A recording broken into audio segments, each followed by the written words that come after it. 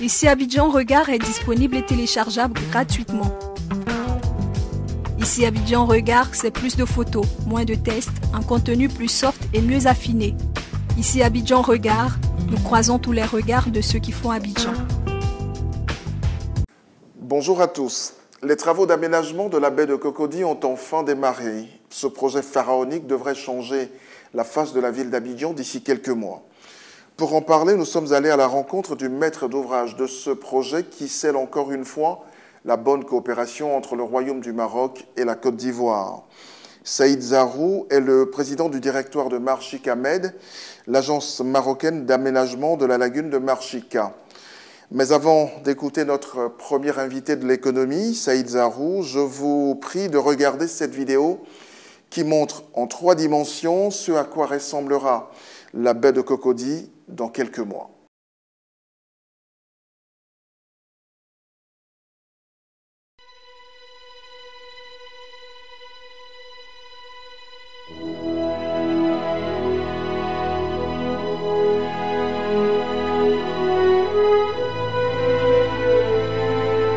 L'histoire commence en février 2014 avec la visite de Sa Majesté le roi Mohamed VI à Abidjan. Le souverain donne alors ses instructions pour que l'établissement public Marchika Med mette son expertise à la disposition du gouvernement ivoirien pour procéder à l'examen écologique de la lagune d'Ébrié et de la baie de Cocody.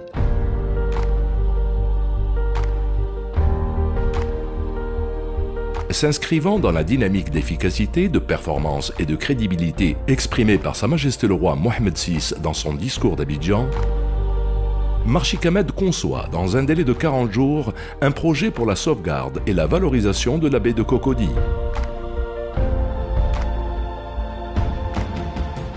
Ce projet, élaboré en étroite collaboration avec les instances ivoiriennes, traite des aspects hydrauliques et sédimentaires, de l'assainissement liquide et solide, de l'aménagement paysager, de la mobilité et des transports urbains. Il intègre aussi une vision urbanistique pour l'aménagement de la baie de Cocody et propose des solutions pour la dépollution de la lagune d'Ébrié et le renouvellement de ses eaux.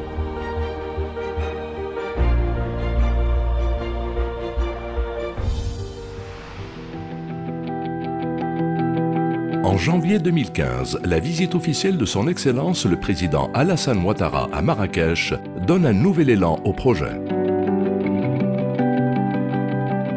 2 conventions portant sur la réalisation et le financement du projet sont signées et un comité de pilotage maroco-ivoirien est mis en place.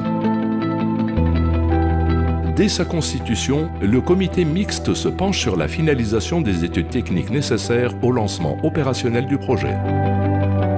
La conception d'un pont à haubans entre la commune de Cocody et celle du plateau est ainsi proposée. Les expertises portant sur la réalisation de nouvelles passes au niveau de Petit Bassam et de Grand Bassam sont approfondies par recours à la modélisation numérique.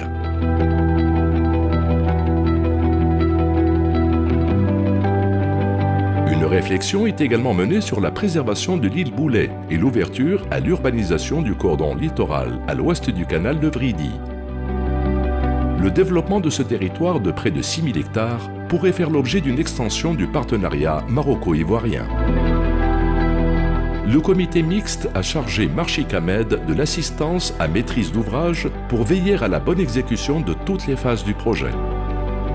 Les aspects techniques de maîtrise d'œuvre seront portés dans un cadre partenarial par les bureaux d'études marocains et ivoiriens CID et BNET. La réalisation du projet sera confiée aux entreprises marocaines les plus performantes. Elles seront mises en concurrence et désignées par le comité de pilotage au terme d'un processus de dialogue compétitif. La structuration financière du projet, estimée à 100 milliards de francs CFA, a été confiée à Attijari Wafa Bank et à sa filiale ivoirienne.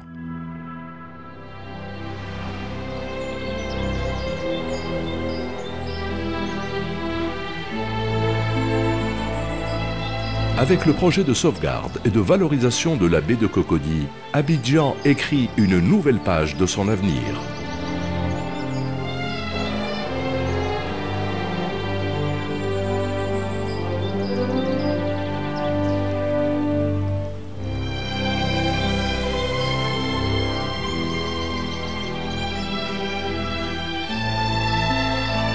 La perle des lagunes s'affirme ainsi comme un modèle de développement durable et prend valeur d'exemple pour tout un continent.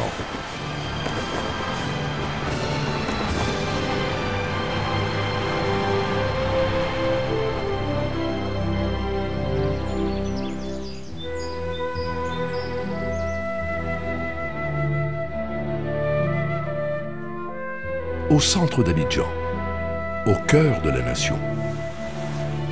Ce projet de grande envergure va créer des lieux de vie, des lieux de communion, des lieux de citoyenneté. C'est le projet d'une Côte d'Ivoire émergente. L'histoire d'une Afrique qui fait confiance à l'Afrique.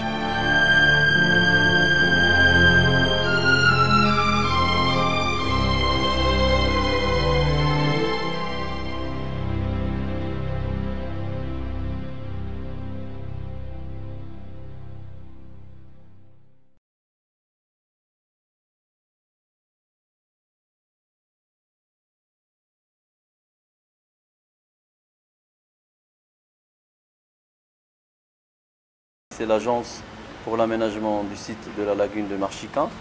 C'est une lagune au nord du royaume qui fait 25 km sur 7 km en moyenne lieu. Donc 11 500 hectares. Ça fait une lagune, une grande lagune. Donc, alors, l'agence s'occupe et s'est occupée de la dépollution de cette lagune qui a connu beaucoup de dégradation et beaucoup durant son parcours, parce qu'il y a un siècle de problématiques environnementales. Donc l'agence qui a été créée par la loi 2510 a une zone d'intervention qui fait partie, dont la lagune fait partie de cette zone d'intervention. Donc l'agence s'occupe et s'est occupée de rendre déjà cette lagune propre et elle a retrouvé son bleu, elle a retrouvé ses poissons et elle a retrouvé ses oiseaux, et que les citoyens qui tournaient le dos à cette lagune, donc aujourd'hui, elle est en train de la contempler. Nous avons créé des corniches, nous avons créé un parc aux oiseaux, l'un des plus grands sur le bassin méditerranéen, et nous avons aussi transformé la nuisance en plaisance.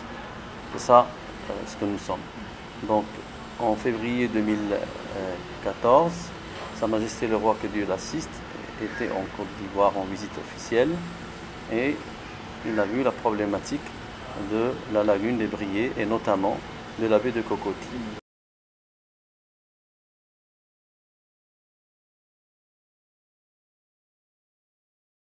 En mars 2014, moi-même avec mon équipe, on s'est déplacé ici à Abidjan voir nos homologues ivoiriens, et nous avons commencé à travailler avec eux pour réfléchir et concevoir un parti d'aménagement global pour la baie de Cocody, mais aussi trouver des solutions pour améliorer la qualité de l'eau de la lagune des Briers. C'est par là que nous avons commencé.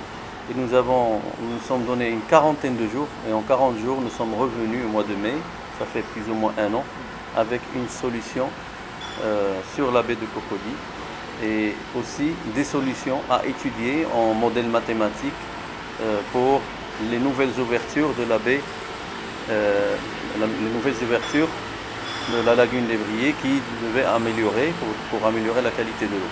Donc c'est de là où est parti. Donc suite aux instructions de Sa Majesté, nous sommes venus, nous avons fait un parti d'aménagement et nous avons proposé des solutions que nous avons étudiées, bien entendu, depuis ce moment jusqu'à aujourd'hui. Nous avons maintenant les solutions idoines pour améliorer la qualité de l'eau de la lagune des Briers.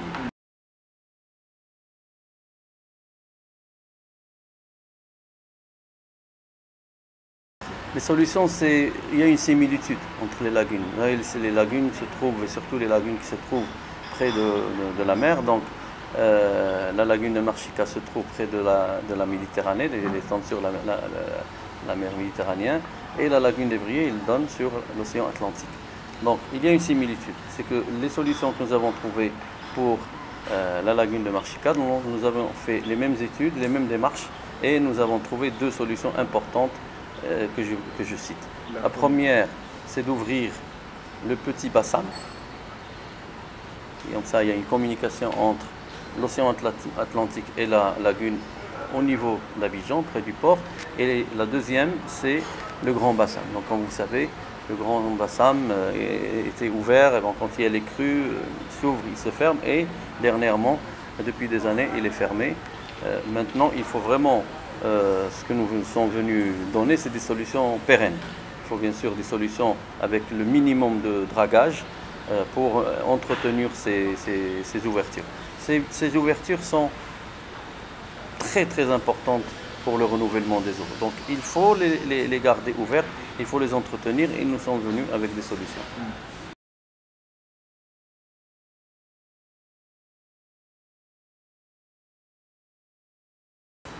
Ce projet, la durée est de 4 années. Le budget est de 100 milliards de francs CFA, qui comprend les ouvertures, le viaduc, le plateau Cocody avec un pont aubané, les infrastructures maritimes, la marina et tout ça. Donc c'est environ 100 milliards de francs CFA, presque 150 millions d'euros. En 4 ans, c'est un délai très court. Donc tout ceci peut se faire parce que nous avons l'expérience et l'expertise sur la Marchika et sur le Bourg-Greg à Rabat, où en 3 ans, nous avons construit des ouvrages beaucoup plus grands que ceux qui sont là. Nous avons construit un tramway, nous avons construit des tunnels, etc. Donc cette expertise et cette manière de faire et de gérer ces projets que nous proposons à nos amis et nos frères ivoiriens. J'ajouterai que nous serons sur ce projet l'assistance à maîtrise d'ouvrage. Donc Marchika Med, comme ce qui a été signé hier devant Sa Majesté le Roi et le Président de la République de Côte d'Ivoire, c'est une assistance à maîtrise d'ouvrage à apporter à 2 ministères qui ont été choisis, qui seront les maîtres d'ouvrage de cette opération, à savoir le ministère des Infrastructures économiques et le ministère du Logement, de la Construction et des Infrastructures. Voilà, c'est le principe même, je dirais, de notre établissement public et sa filiale. Qu'est-ce qu'il apportera à ce projet? On n'a pas fait que ça, nous avons aussi mis les 2 bureaux d'études nationaux qui sont le BNET Côte d'Ivoire et le CID au Maroc. Le CID les deux sont des sociétés étatiques. L'une est purement étatique et l'autre est semi-publique. Donc ces bureaux d'études travailleront sur la maîtrise d'œuvre et aussi la réalisation et le suivi des travaux de ce projet. Troisième chose importante, et je termine, c'est que nous voulons que le projet se fasse entre les entreprises marocaines et leurs homologues ivoiriennes. Bien entendu, les entreprises marocaines, ils ont une expérience de réaliser des grands travaux, des ports, des grands ports, des travaux maritimes, des ouvrages d'art, etc. Et puis à apporter à 2 ministères qui ont été choisis, qui seront les maîtres d'ouvrage de cette opération, à savoir le ministère des Infrastructures économiques et le ministère du Logement, de la Construction et des Infrastructures. Voilà, c'est le principe même, je dirais, de notre établissement public et sa filiale. Qu'est-ce qu'il apportera à ce projet? On n'a pas fait que ça, nous avons aussi mis les 2 bureaux d'études nationaux qui sont le BNET Côte d'Ivoire et le CID au Maroc. Le CID les deux sont des sociétés étatiques. L'une est purement étatique et l'autre est semi-publique. Donc ces bureaux d'études travailleront sur la maîtrise d'œuvre et aussi la réalisation et le suivi des travaux de ce projet. Troisième chose importante, et je termine, c'est que nous voulons que le projet se fasse entre les entreprises marocaines et leurs homologues ivoiriennes. Bien entendu, les entreprises marocaines, ils ont une expérience de réaliser des grands travaux, des ports, des travaux maritimes, des ouvrages d'art, etc. Et puis les entreprises ivoiriennes qui sont là. Donc aujourd'hui, nous nous félicitons parce qu'il y a déjà un mariage qui commence à se faire entre une grande entreprise marocaine et une entreprise ivoirienne qui réalise les travaux routiers, etc. Bien entendu, je ne vous donnerai pas les noms, mais ce sont déjà un travail que nous sommes en train de faire.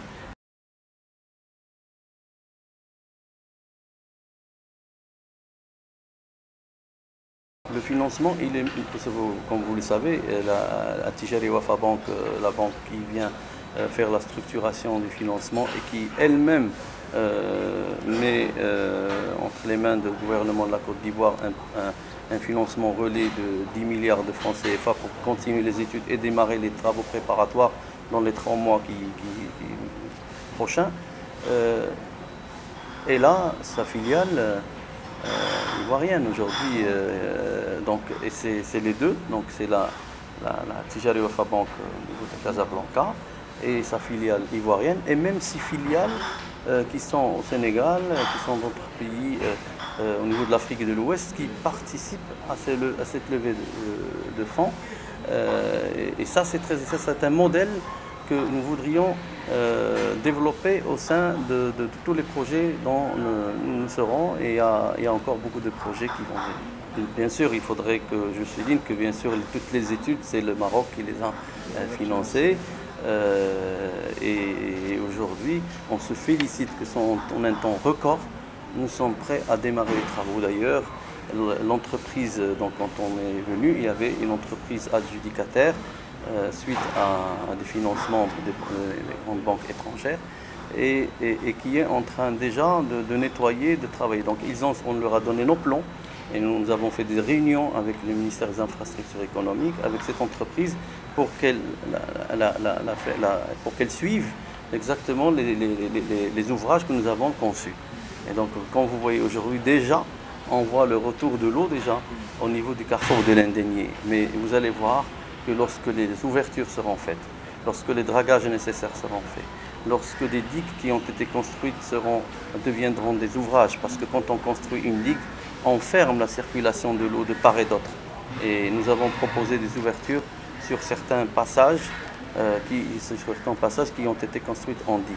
Donc tout ça, nous aurions sur nos modèles mathématiques, c'est les mêmes modèles que nous avons utilisés pour Rabat et pour Marchika Anador, que nous avons utilisé ici, et on nous a montré que nous améliorons sur certains endroits de 100%, et au niveau du carrefour de l'Indigné, nous arriverons jusqu'à 70% de la recirculation des eaux. Ça, c'est des résultats de modèles mathématiques, mais la nature nous a montré à Marchika qu'elle fait mieux que les modèles mathématiques, et c'est normal. Parce qu'il y a l'effet du vent, il y a l'effet des courants, et il y a l'effet bien sûr du bassin quand il y aura les crues. Il y a certains effets, nous avons simulé plusieurs effets, mais des effets naturels améliorent même les résultats que nous avons aujourd'hui sur les modèles mathématiques. Voilà un peu donc, si vous voulez, donc, comment nous avons fait, comment nous avons étudié et comment nous avons proposé cette démarche. C'est surtout la démarche et la manière de faire pour gagner du temps, parce que parfois on perd beaucoup de temps dans certaines études inutiles.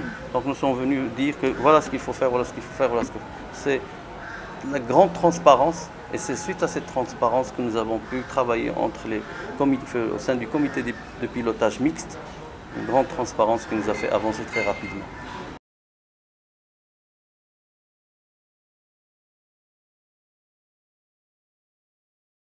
Il y a d'autres projets, nous avons aussi des demandes d'autres pays, surtout pour les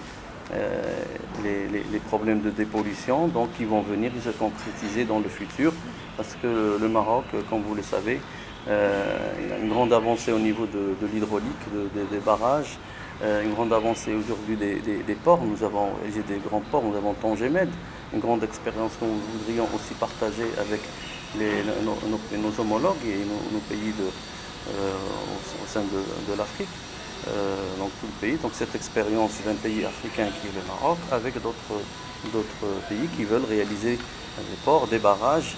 Mais il y a quelque chose de très important que le Maroc est entré aujourd'hui, et depuis longtemps je dirais, mais aujourd'hui nous avons déjà réalisé des choses, c'est en matière de développement durable, de l'environnement. Et je vous invite à venir voir la lagune de Marchika, comment elle a retrouvé sa nature, comment elle a retrouvé ses oiseaux, et c'est extraordinaire, et les citoyens sont très contents de voir une zone qui était très très polluée, qui devient aujourd'hui bleue. Vous êtes invités, j'aimerais bien vous recevoir là-bas pour voir ça de vos propres yeux, et aussi notamment le Bourg-Greg, sur lequel il y a des travaux d'infrastructure gigantesques qui ont été réalisés en un temps record, en 36 mois.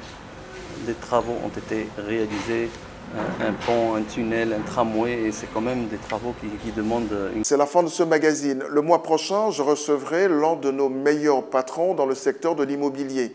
Siriki Sangaré, il est le PDG de OPS Holding. Ici Abidjan Regard est disponible et téléchargeable gratuitement. Ici Abidjan Regard, c'est plus de photos, moins de tests, un contenu plus soft et mieux affiné. Ici Abidjan Regard, nous croisons tous les regards de ceux qui font Abidjan.